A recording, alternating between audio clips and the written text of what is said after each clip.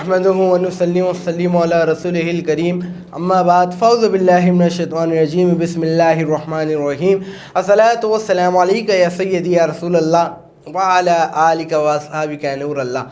تمام ہی دیکھنے والے معزز ناظرین کرام کو آپ کے میزبان بابر مغل کی جانب سے السلام علیکم ورحمۃ اللہ وبرکاتہ۔ امید کرتا ہوں آپ تمام آپ خیریت سے ہوں گے اور رمضان المبارک کے روزوں کا خوب اہتمام کر رہے ہوں گے اور افطاری کی تیاری کر رہے ہوں گے۔ ناظرین کرام، آپ دیکھ رہے ہیں رمضان المبارک کی خصوصی ٹرانسمیشن نور رمضان۔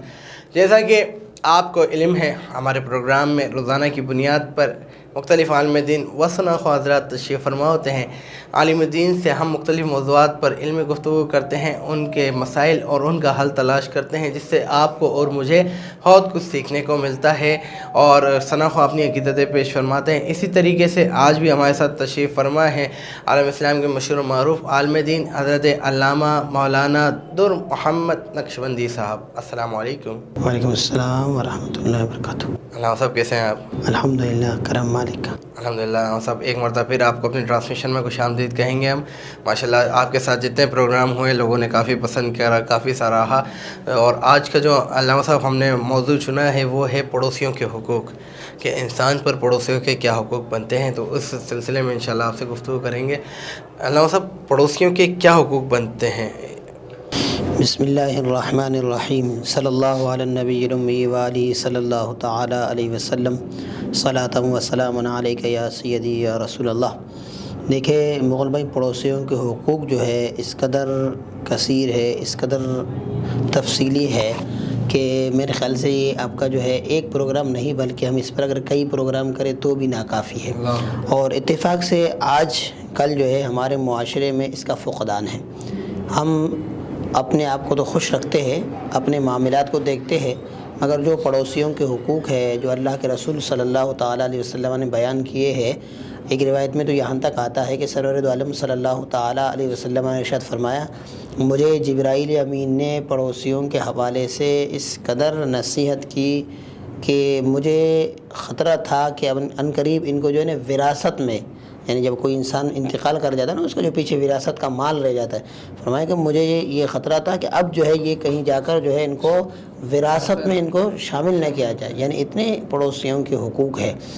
اور قرآن مجید کا بھی جب ہم مطالعہ کرتے ہیں تو کئی مقامات پر اللہ تعالیٰ نے اپنے گھر میں داخل ہونے کے آداب، پڑوسیوں کے یا کسی اور کے گھر میں، ظاہر سی بات ہے عموماً انسان جو ہے وہ پڑوسیوں کے گھروں میں داخل ہوتا ہے، پڑوسیوں کے گھروں میں داخل ہونے کے آداب، اس کے علاوہ جس معاشرے کے اندر آپ رہتے ہیں وہاں کے بڑوں کے ساتھ چھوٹوں کے ساتھ جو آداب ہیں معاشرے کے رہنے کے، وہ تمام کے تمام قرآن و احادیث میں موجود ہیں۔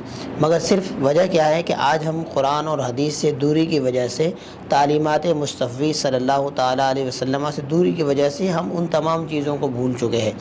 میں یہاں پر قرآن مجید کی ایک آیت مبارک آپ کے سامنے پیش کروں گا، جس میں اللہ تعالیٰ نے ارشاد فرمایا، سورہ نور کی آیت ہے، 18واں سپارہ ہے، فرمایا یا ایھا الذین آمنوا لا تدخلوا بیوتا غیر بیوتکم حتی تستأذنوا وتسلموا علی اہلہا۔ فرمایا کہ اے ایمان والو، اپنے گھروں میں یا دوسروں کے گھروں میں داخل نہ ہو جاؤ اس وقت تک جب تک کہ تم ان سے اجازت طلب کر لو۔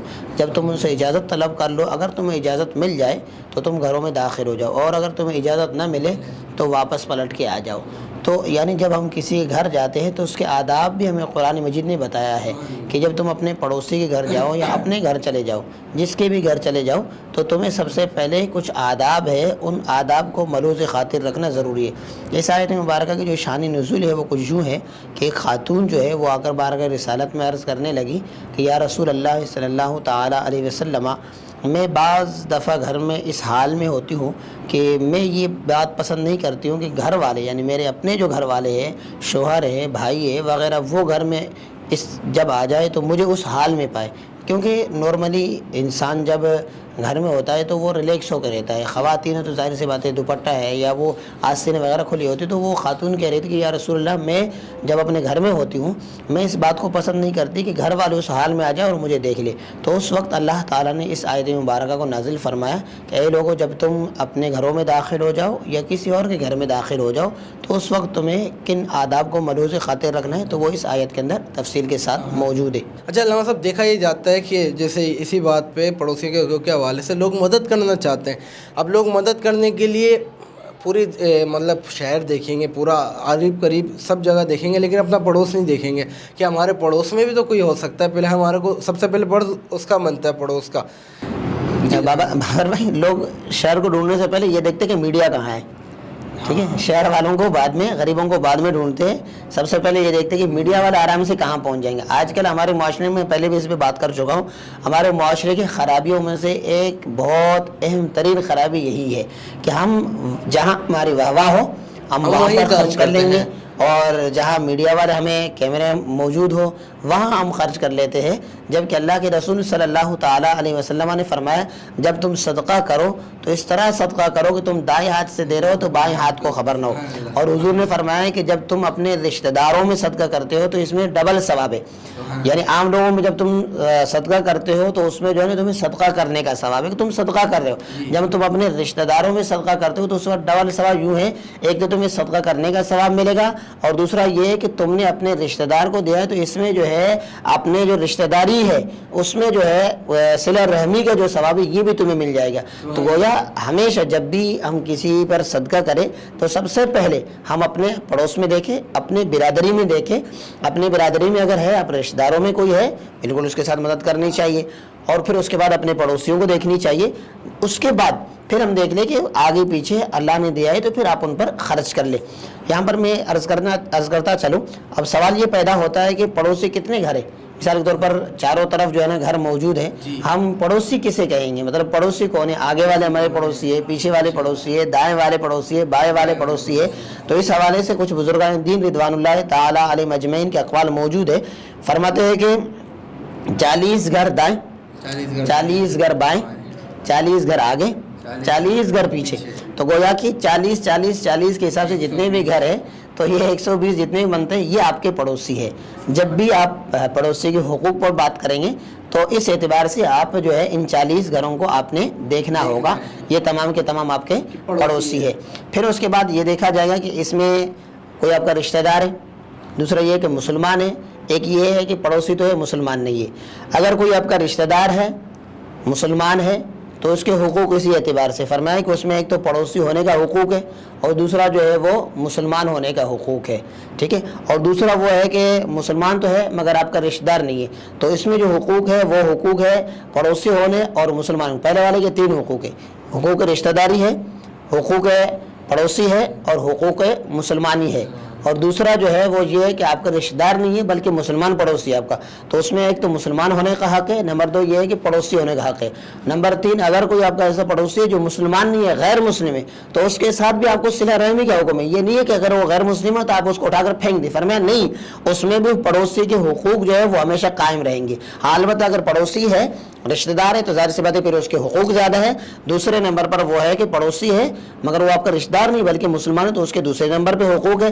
تیسرے نمبر پہ اس کے حقوق ہے کہ جو پڑوسی تو ہے مگر وہ مسلمان نہیں ہے. سبحان اللہ, سبحان اللہ. ناظرین کرام, بہت ہی پیاری گفتگو پڑوسیوں کے حوالے سے ہماری علامہ صاحب کے ساتھ جاری و ساری ہے. یہاں پر وقت ہوا ہے ایک چھوٹے سے بریک کا, انشاءاللہ حاضر ہوتے ہیں بریک کے بعد.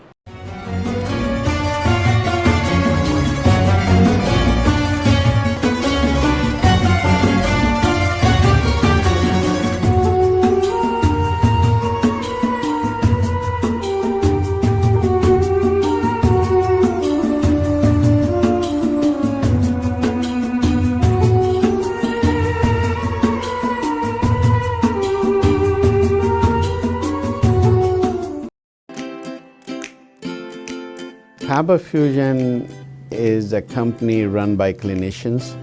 When we are looking at a patient, we are looking at the patient's medical needs first. Patient is in the comfort of his or her home. They're watching the TV, they're doing their chores while the infusion is going on. And patient's copay deductible will be much lower if done at home than in the hospital setting. Home infusion, all in all, is a winning place for getting infusions done.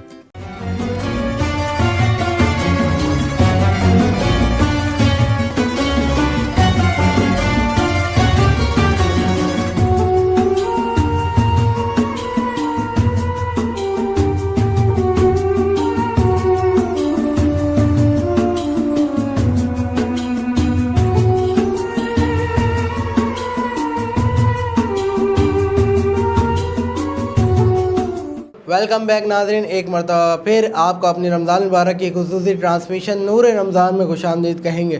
ناظرین کرام، break میں جانے سے قبل جیسے کہ آپ علامہ صاحب کے ساتھ ہماری جو آج کا موضوع ہے پڑوسیوں کے حقوق کے حوالے سے گفتگو سماعت فرما رہے تھے اور بہت اچھی گفتگو چل رہی تھی، اس گفتگو کو کنٹینیو کریں گے۔ یہاں پر ہمارے کو جوائن کیا ہے ایک بہت ہی اچھے ثنا خواہ جناب محمد احمد قادری نے۔ السلام علیکم۔ وعلیکم السلام ورحمۃ اللہ وبرکاتہ۔ کیسے ہیں احمد بھائی آپ؟ الحمدللہ، آپ سنائیں خیریت سے؟ رمضان مبارک کیسا گزرا آپ کا؟ الحمدللہ ابھی تک تو بہت ہی اچھا جا رہا ہے، ماشاءاللہ، اللہ کریم کی برکت عطا فرمائے۔ احمد بھائی کیا سنا رہے ہیں آج آپ؟ انشاءاللہ بہت ہی خوبصورت کلام درود پاک کے حوالے سے، اس میں درود پاک کی تکرار بھی ہے، شیخ سعدی کا لکھا ہوا کلام ہے، بہت خوبصورت کلام ہے اور دربار مصطفیٰ میں مقبول کلام بے ہے۔ شک مقبول ترین کلام ہے۔ اللہم صلی علی سیدنا و مولانا محمد معدن الجود والکرم وآلہ واصحابہ وبارک وسلم۔ بلغ العلا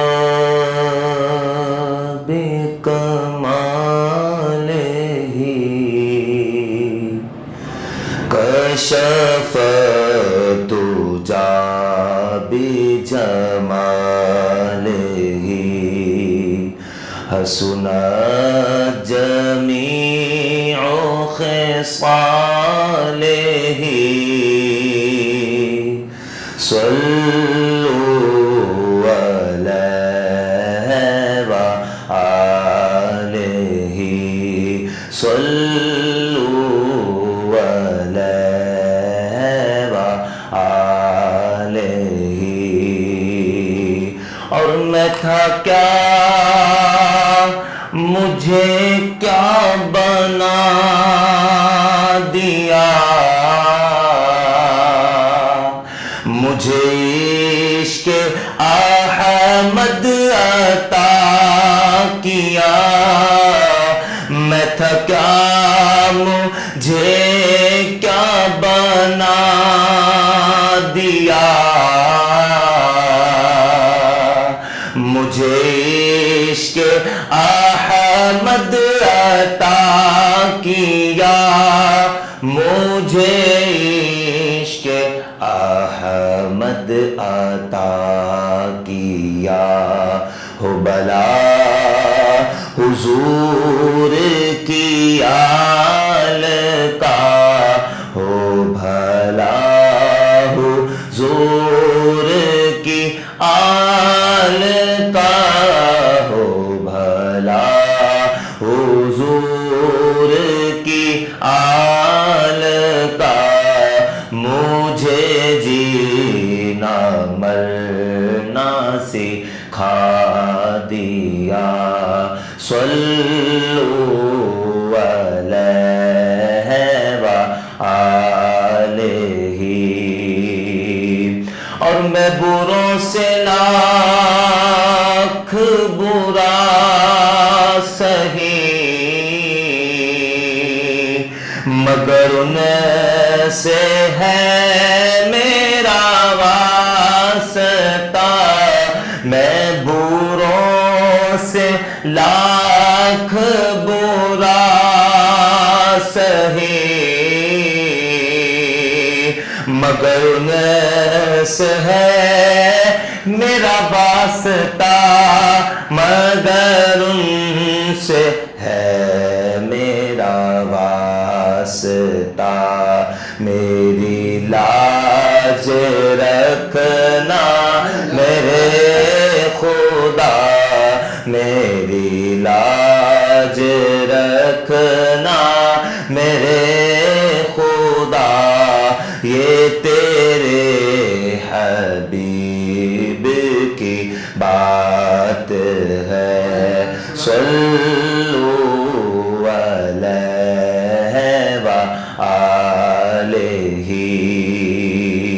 اور جسے چاہا در پہ بلا لیا،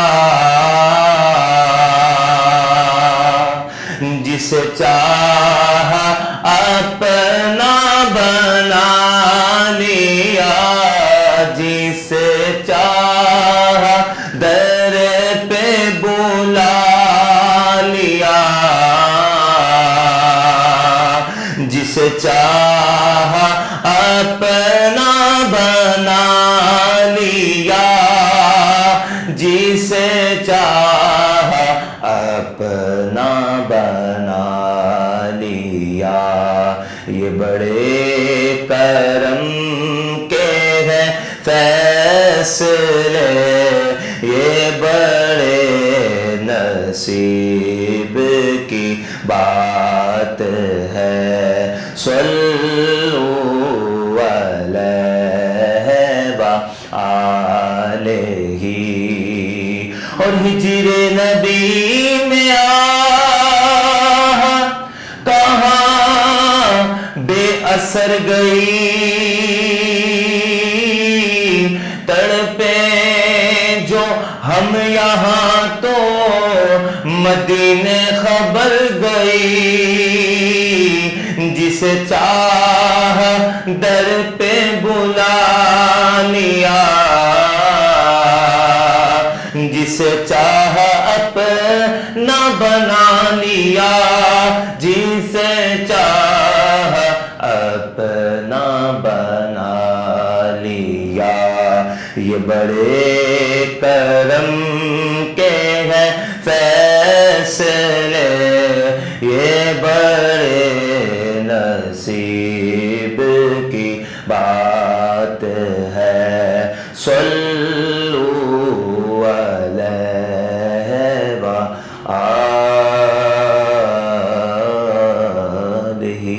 سبحان اللہ سبحان اللہ، بہت ہی خوبصورت کلام شیخ سعدی رحمۃ اللہ علیہ کا۔ بلغ العلا بکمالہ، کشف الدجیٰ بجمالہ، حسنت جمیع خصالہ، صلوا علیہ وآلہ، پیش فرما رہے تھے احمد قادری۔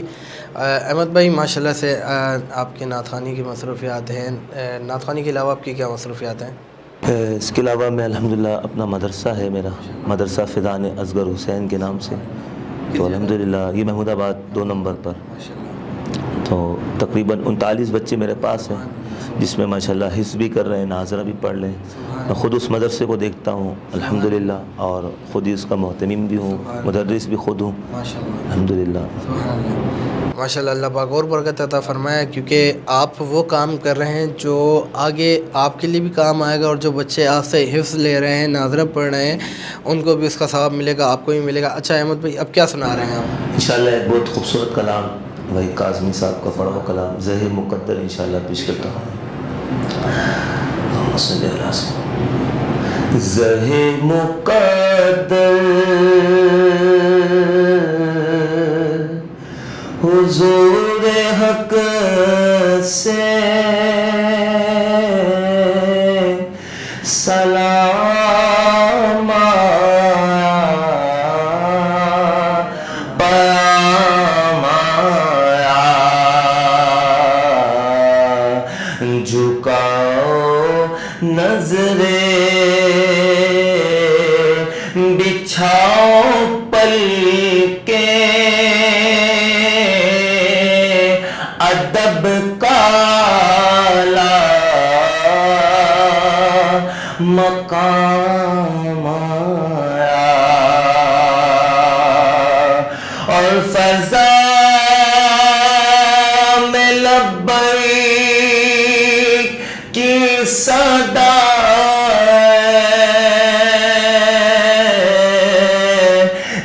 فرش تا عرش گونجتی ہے، فضا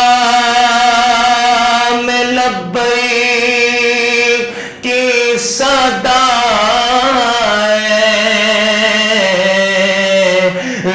فرش تا عرش گونجتی ہے، ہر ایک قربان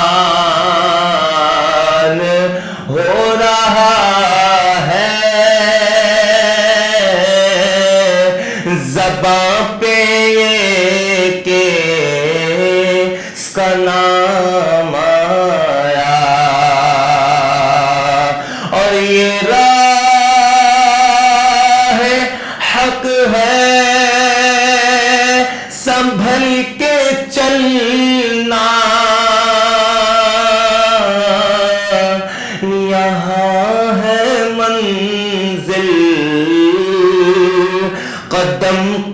قدم پر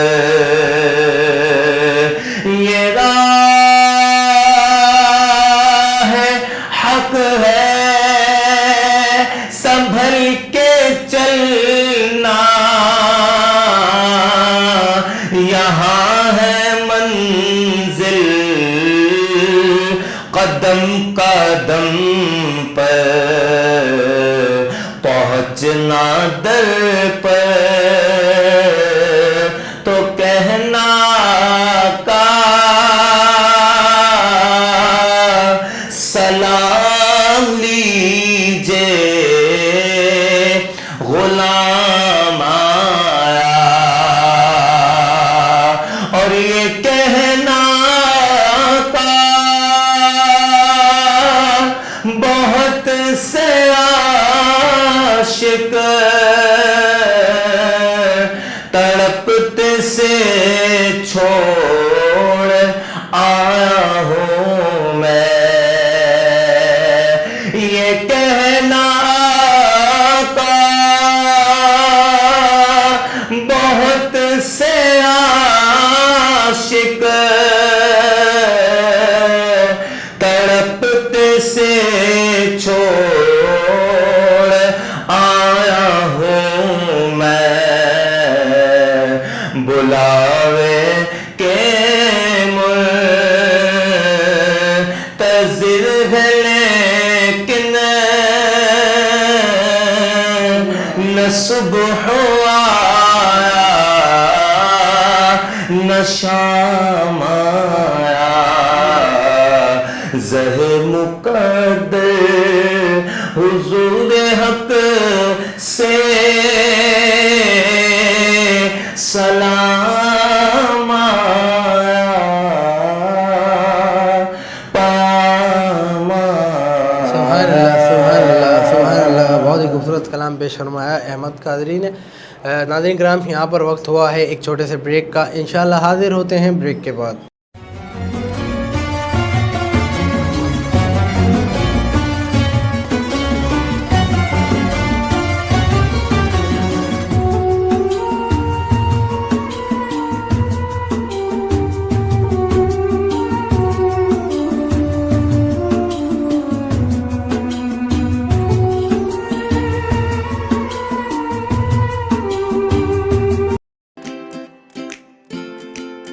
Faber Fusion is a company run by clinicians.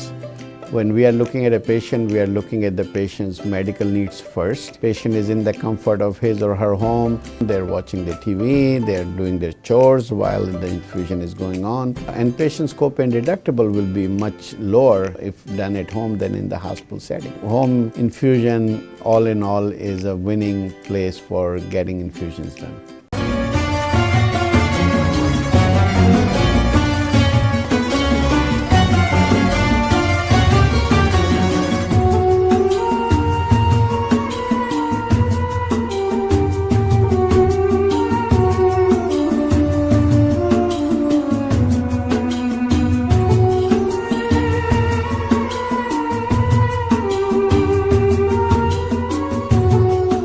Welcome back ناظرین، ایک مرتبہ پھر آپ کو اپنی رمضان ٹرانسمیشن نور رمضان میں خوش آمدید کہیں گے۔ ناظرین کرام، بریک میں جانے سے قبل جیسا کہ آپ سماعت فرما رہے تھے، ہماری بہت ہی خوبصورت گفتگو پڑوسیوں کے حقوق کے حوالے سے علامہ صاحب کے ساتھ جاری و ساری تھی۔ علامہ صاحب، یہاں میں آپ سے ایک سوال کروں کہ پڑوسیوں کو تنگ کرنا کیسے، یعنی کہ کوئی بندہ اپنی ذات سے پڑوسیوں کو تکلیف پہنچائے تو کیا ہے اس کے لیے؟ بسم اللہ الرحمن الرحیم۔ ایک واقعہ ملتا ہے کہ صحابہ کرام رضوان اللہ تعالیٰ علیہ مجمعین نے بارگاہ رسالت میں آ کر عرض کی، یا رسول اللہ صلی اللہ تعالیٰ علیہ وسلم، ایک خاتون ہے، وہ بہت عبادت گزار ہے، نماز بھی پڑھتی ہے، روزے بھی رکھتی ہے، حج بھی ادا کرتی ہے، صدقہ و خیرات وغیرہ بھی کر لیتی ہے، مگر معاملہ یہ ہے کہ اس کے جو پڑوسی ہیں نا، وہ اس کے آفت سے محفوظ نہیں ہے۔ تو اللہ کے رسول صلی اللہ تعالیٰ علیہ وسلم نے فرمایا کہ یہ نماز روزہ وغیرہ اس کو کچھ بھی کام نہیں جائیں گی۔ اور ایک خاتون کا ذکر ہوا کہ یا رسول اللہ صلی اللہ تعالیٰ علیہ وسلم، ایک خاتون ہے، وہ عبادتوں میں تو کم ہے، عبادت اس طریقے سے نہیں کر سکتی جس طرح کہ پہلے والے خاتون کا واقعہ ہے، مگر یہ ہے کہ اس کے جو پڑوسی ہیں نا، وہ اس کے پڑوسی اس سے خوش ہے، بہت مطلب پڑوسیوں کے ساتھ جو ہے نا ملن ساز، اور پڑوسیوں کو کبھی اس نے جو ہے نا تکلیف نہیں دی. تو اللہ کے رسول صلی اللہ تعالیٰ علیہ وسلم نے ارشاد فرمایا ہے کہ امید ہے رب تعالیٰ اسے اس عمل کی وجہ سے معاف فرما دے گا. اب یہاں سے آپ اندازہ لگا سکتے ہیں کہ ہماری جو نماز ہے، روزہ ہے، عبادت ہے، یہ جتنی بھی چیزیں نا یہ حقوق اللہ سے ان کا تعلق ہے. اور یہ جو پڑوسیوں والا معاملہ ہے نا یہ حقوق العباد سے اس کا تعلق ہے. اور اللہ کے رسول نے دونوں واقعات کو سماعت کرنے کے بعد فرمایا کہ امید ہے کہ وہ جس کے پڑوسیوں سے خوش ہے رب تعالیٰ اس کی مغفرت فرما دے گا. اور وہ جو عبادتیں تو کر رہی ہے مگر اس کے کیا ہے کہ وہ پڑوسی اس سے خوش نہیں ہے، تو اللہ کے رسول نے فرمایا کہ کوئی بخشنے کی خاص امکان نہیں ہے. ہو سکتا ہے کہ رب تعالیٰ اسے جو ہے اس آفت کی وجہ سے کہ پڑوسیوں کو تنگ کرنے کی وجہ سے اسے عذاب میں مبتلا کیا جائے. بابر بھائی دیکھیں، ایک ہوتا ہے حقوق اللہ اور ایک ہے حقوق العباد. دیکھیں آج جو ہے ہم حقوق اللہ تو ادا کرنے کی کوشش کر رہے تھے، الحمدللہ نماز وغیرہ پڑھ لیتے، مگر حقوق العباد کی طرف ہم توجہ نہیں دیتے ہیں. دیکھیں حقوق العباد کا جو معاملہ ہے نا وہ بہت زیادہ سخت ہے، کیونکہ رب تعالیٰ تو غفور الرحیم ہے، وہ بخشنے والا ہے، رحم فرمانے والا ہے. ممکن ہے کہ وہ معاف فرما دے، ممکن ہے وہ بخش دے، کیونکہ نماز وغیرہ یہ تو رب تعالیٰ سے ان کا جو ہے متعلق ہو سکتا ہے اللہ تعالیٰ معاف فرما دے. مگر جو حقوق العباد ہے نا، جو انسانوں کے حقوق ہے، فرمایا ہے کہ یہاں تک کہ اگر ایک جانور نے کسی دوسرے جانور کو سینگ بھی مارا ہوگا تو رب تعالیٰ بروز حشر اسے زندہ فرمائے گا اور فرمائے گا تم اس سے اپنا بدلہ لے لو. تو انسان نے اگر کسی انسان کو تکلیف دی ہے تو وہاں پر رب تعالیٰ اس سے فرمائے گا کہ بھائی تم اس کا بدلہ، اس سے اپنا بدلہ لے لو.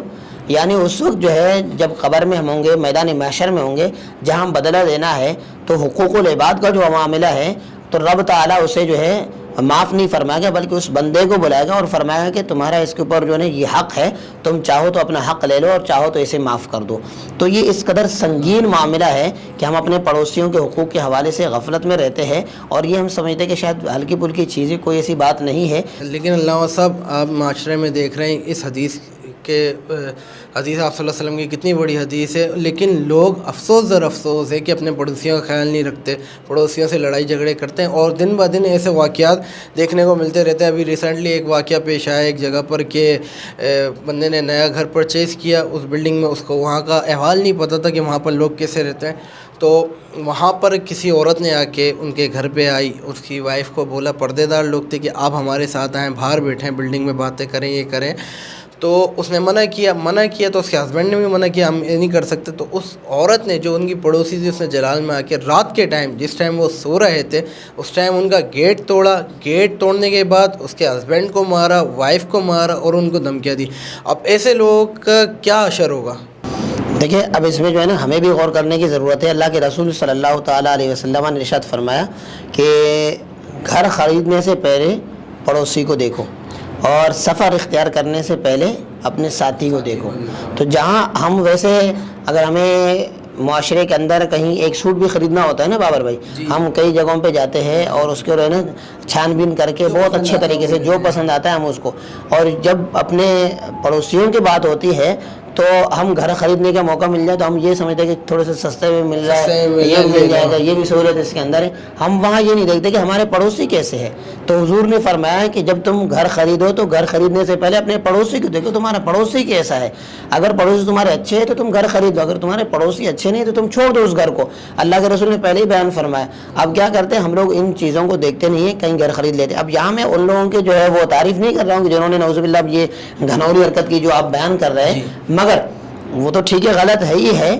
وہ لوگ کے جو کہیں گھر خریدتے ہیں تو ان کو بھی چاہیے کہ اسلامی حقوق کو مد نظر رکھتے ہوئے گھر خریدنے سے پہلے یہ دیکھیں کہ آیا ہمارے پڑوسی اچھے ہیں یا نہیں ہیں.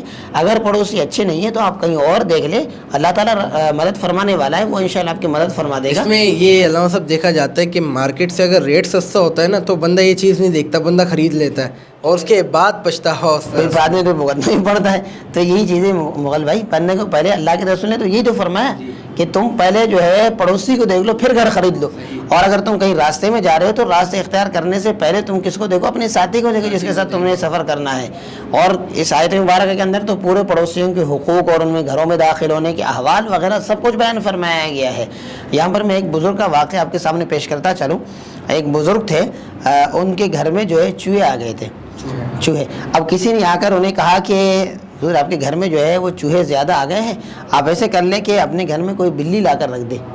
تو اس بزرگ نے پوچھا کہ اچھا اگر میں بلی رکھ لوں گا تو یہ چوہے کہاں چلے جائیں گے؟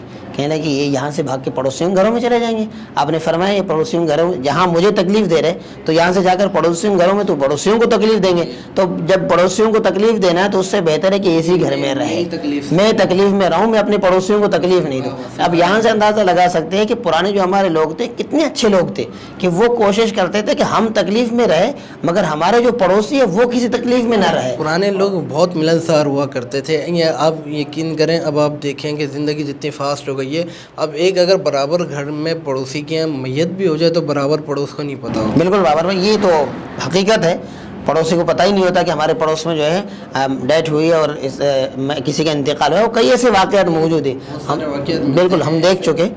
اور علامہ صاحب اچھا اس میں ایک تھوڑا سا انٹرسٹنگ بھی ہے کہ جو چھوٹے بچے ہوتے ہیں، اب آپ نے دیکھا ہوگا اب شرارتی ہوتے ہیں، اب وہ لوگوں کے گھروں کی بیلس بجا کے بھاگتے ہیں، پڑوسی ہے نا، تکلیف ہے ایک طرح کی رات کے ٹائم بھی، اور کچھ کئی دفعہ یہ کام بڑے بھی کر جاتے ہیں، تو اس میں آپ کیا کہیں گے؟ چلو بچے کرے تو پھر بات صحیح ہے، جب بڑے کر جائیں گے تو یہ حرکت صحیح نہیں ہے، ٹھیک ہے؟ بچے تو بچے ہی ہوتے ہیں، بچے جو ہے چلو اگر بچے تنگ کرے تو ظاہر سی بات ہے ادھر سے بچے تو بچے ہی ہوتے ہیں نا، بچوں کا تنگ کرنا اور ہوتا ہے، بڑوں کا تنگ کرنا اور ہوتا ہے۔ اگر چلو بچے کر رہے ہیں تو اس میں کوئی مذائقہ نہیں، کیونکہ وہ بچے آج کر رہے ہیں کل سمجھ جائیں گے، کوئی بات نہیں، اور ان سے مجھے یقین ہے کہ جس کے بیل بجا کے بھاگ رہے ہیں وہ بھی تنگ نہیں ہوگا نا، وہ بھی دیکھے گا بچے، وہ بھی اس کو پتہ ہے بچے، مگر جو بڑے اس طرح کی حرکت کرتے ہیں نا تو یہ بڑا قانونی حرکت ہے۔ بڑوں سے مراد میرے یہ تھی کافی کبھی انجوائمنٹ کے طور پہ کہ بس بیل بجا کے نہیں، کسی مسلمان کو اذیت دے دینا، کسی مسلمان کو تکلیف دے دینا، یہ شرعاً حرام ہے، کسی مسلمان کو تکلیف دے دینا۔ اب پتہ چلا کہ آج کل رمضان المبارک ہے، صبح 7 بجے آپ کسی کی بیل بجا دیں، ٹھیک ہے؟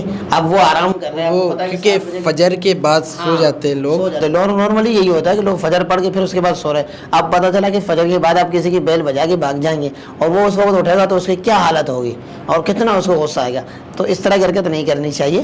بچے تو بچے ہی ہوتے ہیں، جیسے میں نے عرض کیا، اگر بچے نے بجائے تو ظاہر سی بات ہے وہ گھر والا بھی نکلے گا تو اس کو غصہ نہیں آئے گا، وہ اگر ٹھیک ہے بچے ہیں تو پیار و محبت سے ان کو سمجھاتے کہ بیٹا یہ معاملے اس طرح نہیں کرتے ہیں، چاہیے کہ ہم اپنے بچوں کی بھی تربیت کریں کہ وہ اس طرح کی حرکت نہیں کرے، مگر بڑے جب اس طرح کی حرکت کرتے ہیں تو ان کا جو ہے حرکت ہے کسی کو اگر تنگ کرنے کی نیت سے کہ میں سامنے والوں کو تنگ کروں، تکلیف دوں، تو یہ شرعاً حرام ہو جائے گا، اور اس طرح کے معاملے میں جو ہے نا بہت احتیاط کرنے کی ضرورت ہے۔ جو ایک ویلفیئر ہے وہ دے رہی ہے تو اس کو پتہ ہے کہ کس کے یہاں دینا ہے، کون حقدار ہے، لیکن اس کے برعکس علامہ صاحب یہ تو بڑا اچھا کام ہے، اس کے برعکس جو لوگ بالکل ہی دکھاوا کر کے دیتے ہیں، آپ سمجھ سکتے ہیں اب یہ رمضان کا مہینہ میں نے کیونکہ مختلف چینلوں پہ جانا ہوتا ہے اور یہاں ٹرانسمیشن سے بھی گھر پہ جانا ہوتا ہے، تو راستے میں ایک جگہ میں روزانہ دیکھتا ہوں جہاں پہ 100 بندے 150 بندوں کی لائن لگی ہوئی ہے اور بیچارے روزے سے ہوتے ہوں گے۔ تو بالکل وہی میں نے جیسے پیچھے بھی عرض کر لیا تھا اسی پروگرام میں نے کہا کہ آج کل جو ہے ہم پڑوسیوں کو نہیں دیکھتے، ہم میڈیا کو دیکھتے ہیں، جہاں میڈیا ہوگا تو ہم وہاں دے دیں گے، اور اس میں ہم یہ نہیں دیکھتے کہ پڑوسی ہے یا کیا ہے، کیونکہ میڈیا کے آنکھ میں اگر ہم آ رہے ہیں تو کیمرہ میں ہماری تصویر صحیح آ جائے گی اور نام آ جائے، لوگ جو ہے نا ہمارے واہ واہ کر لیں۔ تو آج یہاں پر میں ایک حدیث بھی عرض کرتا چلوں آپ کو، پہلے بھی میں نے 1-2 پروگرام میں یہ حدیث مبارکہ پیش کی تھی، آپ ہی کے پروگرام میں میرے خیال سے، فرمایا کہ بروز حشر جو ہے اللہ کی بارگاہ میں 3 شخصوں کو لایا جائے گا، ایک سخی کو لایا جائے گا، ایک شہید کو لایا جائے گا، اور ایک قاری قرآن ہوگا تو اسے لایا جائے گا، اور سب سے پہلے جو ہے وہ سخی کو لایا جائے گا جو اس طرح کے دینے والے، دکھاوے والے، تو اس سے پوچھا جائے گا کہ تو نے دنیا میں کیا کام کیا تھا، تو وہ کہے گا باری تعالیٰ تو نے مجھے مال دیا تھا، میں نے وہ مال تیرے راہ میں تو خرچ کر دی، میں نے لوگوں کو بڑا کھلایا پلایا۔ رب تعالیٰ فرمائے گا تو نے لوگوں کو کیا کھلایا پلایا، تو یہی چاہ رہا تھا لوگ تیری تعریف کر لیں، لوگ تجھے سخی کریں، سخی کہے تو تو نے دنیا میں لوگوں کو جو کھلایا پلایا اسی نیت سے کھلایا پلایا، لوگ تیری تعریف کر لیں اور لوگوں نے تیری تعریف کر لی، اور تجھے جو ہے لوگ دنیا میں سخی کہتے رہے اور وہ تو نے دنیا میں حاصل کر لے، اور میرے لیے تو نے کچھ بھی حاصل نہیں کیا، تو اس لیے میرے پاس کوئی ثواب نہیں ہے، اور فرشتوں کا حکم ہوگا کہ اس کو لے جاؤ اور جہنم میں ڈال دو۔ اسی طریقے سے جو ہے شہید کو لایا جائے گا، شہید سے پوچھا جائے کہ بتا تو نے کیا کام کیا، تو شہید کہے گا کہ باری تعالیٰ میں نے تو ایک جان تو نے دی تھی، میں نے وہ بھی تیرے راہ میں لوٹا دی، تو رب تعالیٰ فرمائے کہ تو نے شہادت اس لیے قبول کی تھی کہ لوگ تجھے دنیا میں شہید کہے، لوگ تجھے جو ہے نا کہے کہ واہ کیا شہید ہے، تیری تعریف کرے، تو نے جو شہادت حاصل کی ہے وہ اسی بنیاد پہ حاصل کی ہے، میرے لیے تھوڑی تو نے شہادت حاصل کی ہے، لہٰذا میرے پاس تمہارا کوئی ثواب نہیں ہے، اور حکم ہوگا کہ اسے بھی لے کر جہنم میں ڈال دو۔ اسی طریقے سے جو قاری قرآن ہوگا، قرآن پڑھنے والا ہوگا، اس سے بھی یہی کہا جائے گا کہ تو نے دنیا میں کیا کیا، تو وہ کہے گا کہ میں نے تو قرآن بڑا پڑھا، لوگوں کو پڑھایا، لوگ جمع ہوتے تھے میں ان کو قرآن سناتا تھا، تو رب تعالیٰ فرمائے گا تو نے قرآن تو اس لیے پڑھا کہ لوگ تجھے قاری کہے، لوگ تیری تعریف کریں, لوگ کہیں کہ واہ کیا قاری ہے ماشاءاللہ, بہت زبردست قرآن پڑھتے ہیں, لوگ تیری تعریف کریں. تو تو اپنا تعریف چاہتا تھا, لوگوں سے جو ہے کہلوانا چاہتا تھا, لوگوں نے تیری تعریف کی ہے. اب میرے پاس تیرے لیے کوئی ثواب نہیں ہے, پھر رب تعالیٰ حکم دے کہ ان تینوں کو لے کر جہنم میں ڈال دو. اب یہاں سے وہ ہمارے احباب جو رائے خدا میں تو خرچ کرتے ہیں, مگر کیا دکھاوے کے لیے, اپنی تعریف کے لیے, خدا کی رضا کے لیے, خدا کی رضا کے لیے کوئی نہیں کر رہا ہے. ایسی بات بھی نہیں کہ نہیں ہے, اللہ کا شکر ہے, لیکن مطلب کسی کو تکلیف دے کے, اگر جو میں نے وہاں سے بات کی کہ 100-150 بندوں کی لائن لگی ہوئی ہے, اگر اسی کے بدلے آپ ان سے گھروں کے ان کے ایڈریس لکھ کے اگر وہاں پہنچا دیں, یا کسی بھی طریقے سے یہ لائن نہ لگے, بآسانی آپ پہنچا دیں, تو اس میں کہ اس بندے کو بھی آسانی ہوگی, آپ کو بھی ثواب ملے گا, اور اس کی بھی جو نفس ہوگا وہ گرے گا نہیں. بالکل. تو بہت اہم مسئلہ ہے, اور اس پر جو ہے آج کل کے زمانے میں ہمارے لوگوں کو غور کرنے کی ضرورت ہے. اور پڑوسی کے حقوق تو ویسے ہی ماشاءاللہ سے ہے, اور ہم ویسے بھی میں اسی پہ گفتگو کر رہے ہیں کہ پڑوسی کے حقوق جو ہے نا بہت زیادہ اہم ہے. یہاں پر میں ایک بزرگ کا اور واقعہ آپ کے سامنے پیش کرتا چلوں پڑوسیوں کے حقوق کے حوالے سے. ایک بزرگ تھا, اور ان کے گھر کے سامنے جو ہے ایک غیر مسلم کا گھر تھا, عیسائی تھا. تو ہوتا کیا تھا کہ اب وہ عیسائی تھا, یہ مسلمان تھا, ظاہر سی بات ہے, وہ جو ہے اس مسلمان کو بار بار تنگ کرنا چاہ رہا تھا. کیا ہوتا تھا کہ وہ اپنے گھر سے جیسے جھاڑو وغیرہ لگا کے, وہ جو کچرا وغیرہ ہوتا تھا اس کچرے کو لے کر جو ہے مسلمان گھر کے سین میں ڈال دیا کرتا تھا. اب مسلمان دیکھتا تھا کہ یہ پڑوسی ہے, یہ نہیں ہے کہ آپ نے غصے کا اظہار کیا کہ تم یہ کر رہے ہو, کیا کر رہے ہو, کئی عرصے گزر گئے اس بیچ میں. آپ کیا کرتے تھے, اس نے جیسے ہی کچرا پھینک دیا, آپ اس کچرے کو اٹھا کر ڈسٹ بن میں ڈالتے تھے, اور آپ ڈسٹ بن جا کے خالی کرتے تھے. کرتے کرتے کئی دن گزر گئے. تو ایک دن جو غیر مسلم عیسائی تھا, اس نے کہا کہ یار میں نے تو کئی عرصوں سے جو ہے کئی سالوں سے اس مسلمان کو تنگ کرنے کی کوشش کی, اور یہ تنگ ہی نہیں ہو رہا ہے.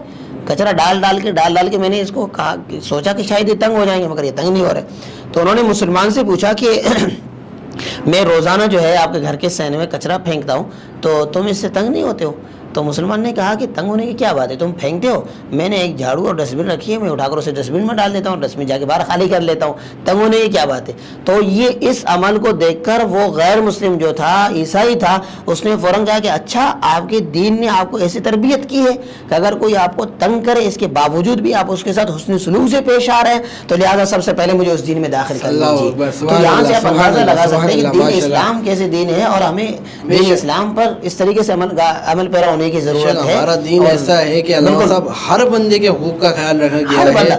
یہ دین اسلام ہی ہے کہ انسان کے تمام حقوق کو اللہ تعالیٰ نے اس کے اندر بیان فرمایا. اگر ایک بچہ ہے ابھی پیدا نہیں ہوا ہے, ماں کے پیٹ میں, وہاں کے حقوق آپ دیکھ لیں, وہاں سے لے کر جو ہے جب پیدا ہوتا ہے اس کے حقوق کیا ہے, اس کو دودھ پلانے کے حقوق ہے, والدین کے حقوق ہے, پھر جوانی میں جب وہ بچہ آتا ہے اس کے حقوق کیا ہے, پھر اس کے بعد معاشرے میں جب اس کے معاملات, لوگوں کے ساتھ اٹھنے بیٹھنے کے معاملات ہیں, اس وقت اس کے حقوق کیا ہے, پھر بڑھاپے میں جب چلا جاتا ہے تو بڑھاپے میں اس کے حقوق کیا ہے, اور پھر اس کے بعد جو ہے دنیا سے چلا جاتا ہے, دنیا سے قبر میں جائے گا تو اس کے حقوق کیا ہے, معاشرے میں اس میں رہنا ہے, معاشرے کے حقوق ہے. ان تمام چیزوں کو دین اسلام نے بیان فرمایا, اور یہ دین اسلام ہی کی خاصیت ہے. بابر بھائی سبحان اللہ, سبحان اللہ, ماشاء اللہ. علامہ صاحب بہت ہی پیاری گفتگو آپ نے فرمائی پڑوسیوں کے حقوق کے حوالے سے. اللہ تعالیٰ سے دعا ہے کہ اللہ تعالیٰ ہمارے کو اپنے پڑوسیوں کا ادب کرنے کی توفیق عطا فرمائے, پڑوسی کے ساتھ محبت و ملنسار سے رہنے کی توفیق عطا فرمائے. ناظرین کرام, یہاں پر وقت ہوا ہے ہمارے پروگرام کے اختتام کا. جیسا کہ آپ کو علم ہے ہمارے پروگرام کا اختتام دعا کے ساتھ ہوتا ہے. انشاءاللہ علامہ صاحب دعا فرمائیں گے. انشاءاللہ کل پھر حاضر ہوں گے نئے عالم, نئے سنخواہ کے ساتھ. تب تک کے لیے اپنے میزبان بابر مغل کو دیجیے اجازت. السلام علیکم ورحمۃ اللہ وبرکاتہ. دعا. آمین. اللہم صلی علی سیدنا و مولانا محمد وعلی آلہ و اصحاب سیدنا و مولانا محمد وبارک وسلم. ربنا ظلمنا انفسنا وان لم تغفر لنا وترحمنا لنكونن من الخاسرین. اللهم رب اغفر وارحم وانت خیر الراحمین. یا رسول اللہ انظر حالنا, یا حبیب اللہ اسمع قالنا, اننا فی بحر ہم مغرق خذ یدی سہل لنا اشقالنا وافوض امری الی اللہ ان اللہ بصیر بالعباد. مولا کریم ہم سب کی عبادتوں کو اپنی بارگاہ میں شرف قبولیت عطا فرما. مولا کریم ہم سب کو پڑوسیوں کے حقوق کو مد نظر رکھتے ہوئے اپنی زندگی کو بسر کرنے کی توفیق عطا فرما. مولا کریم ہم سب کو اسلامی تعلیمات کے مطابق زندگی بسر کرنے کی توفیق عطا فرما. اللہم رب اغفر وارحم وانت خیر الراحمین. وصلی اللہ تعالی علی خیر خلقہ محمد وعلی آلہ واصحابہ اجمعین برحمتک یا ارحم الراحمین.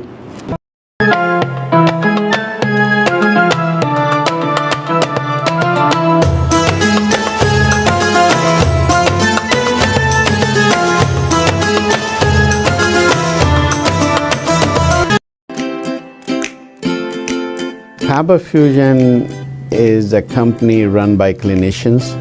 When we are looking at a patient, we are looking at the patient's medical needs first. Patient is in the comfort of his or her home. They're watching the TV, they're doing their chores while the infusion is going on. And patient's copay and deductible will be much lower if done at home than in the hospital setting. Home infusion, all in all, is a winning place for getting infusions done.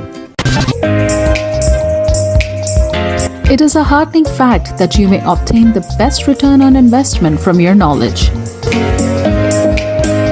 You can progress by taking one step at a time every day and getting the greatest outcomes. American Education for Foreign Students provides online certification programs to assist you build your job skills in the United States. AMEDFS offers students hundreds of certificates courses worldwide. There are no limits to learning, and with AMEDFS, you can begin your journey of studies by enrolling in these courses at your own pace, no matter where you are in the world. Our certificate programs are cost-effective and can help you improve your skills and knowledge. The best part is that you can learn these courses in your desired duration. We offer countless courses in various disciplines.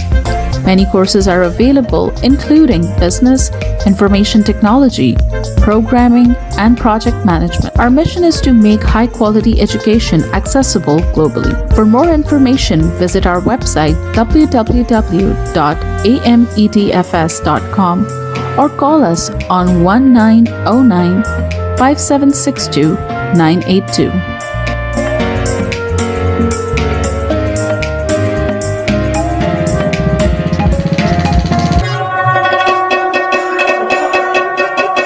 په سرمایه‌کارۍ باندې بهترین منافع تاسو د خپل علم نه ترلاسه کولی شئ. تاسو روزانه you ګام پورته کولو سره پرمختګ کولی شئ او غوره نتیجه حاصلولی شئ. د غیر ملکي طالب علمانو لپاره په امریکا کې تعلیم کوم چې د AMEDFS په نوم باندې هم پیژندل کیږي ګڼ شمېر آنلاین سرټیفیکیشن پروګرامونه وړاندې کوي کوم چې تاسو ته په هایه متحده کې د خپل کاري مهارتونو زیاتولو کې مرسته کوي. AMEDFS په نړۍ کې د طالب علمانو لپاره په سلګونو سندونه او کورسونه وړاندې کوي.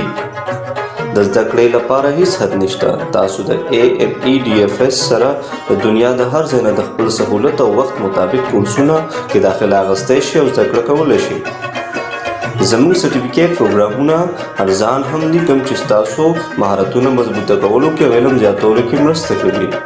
د ټولو نه غوره برخه دا ده چې تاسو د خپل خوښې وخت مطابق کې کولی شئ. زموږ پروګرام کې بزنس، انفارمیشن ټیکنالوژي، پروګرامینګ، پروجیکټ مینجمنټ او نور ګڼ شمېر کورسونه شامل دي.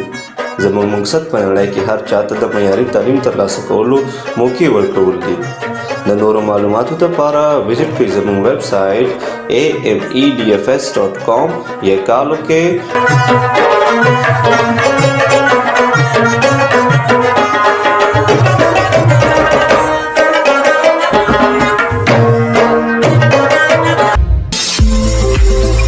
TV is now available on Roku. Please tune in to Roku.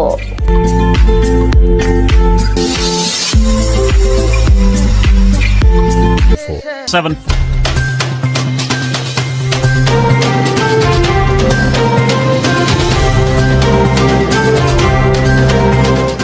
OPTV की फखरिया पेशकश दुनिया भर में आबाद पाकिस्तानियों की तरक्की और कामरानी पर मबनी प्रोग्राम पाकिस्तान को तरक्की की राह पर गामजन करने के लिए दुनिया भर में पाकिस्तानी मुतहर्रिक और तैयार। दुनिया भर के मुल्कों में पाकिस्तानी का उनकी तरक्की में हिस्सा देखिए। बैनुल अक़वामी मंजर में पाकिस्तानियों का समाजी, सियासी, तिजारती और मजहबी उमूर में भरपूर किरदार।